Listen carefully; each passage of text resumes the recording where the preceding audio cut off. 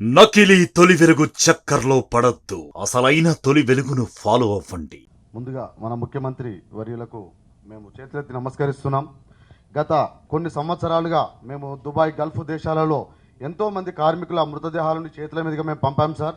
ఇప్పటి వరకు ఏ ప్రభుత్వం కూడా చొరవ చూపి వాళ్ళ గురించి ఆలోచించిన పాపాన పోలేదు.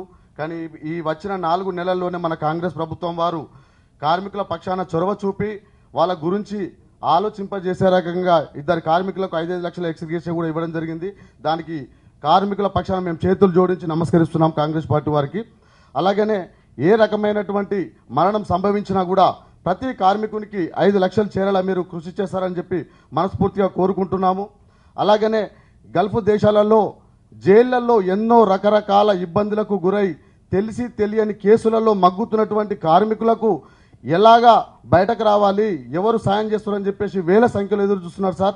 దయచేసి మీరు కూడా ప్రభుత్వ న్యాయవాదులను ఏర్పాటు చేసి ఆ యొక్క కార్మిక మిత్రులను మీరు విడిపించేలాగా చొరవ తీసుకోవాలని చెప్పేసి కోరుతున్నాము.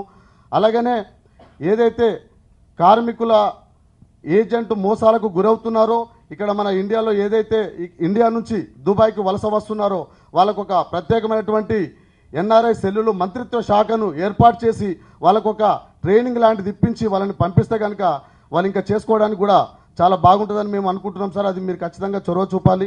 ఎందుకంటే వాళ్ళు ఏ రకమైనటువంటి పరిస్థితులలో దుబాయ్కి వస్తున్నారో, గల్ఫ్ దేశాలకు వస్తున్నారో కూడా తెలియకుండా రావడం జరుగుతుంది. అక్కడికి వచ్చి నానా ఇబ్బందులు ఎదుర్కోవడం జరుగుతుంది.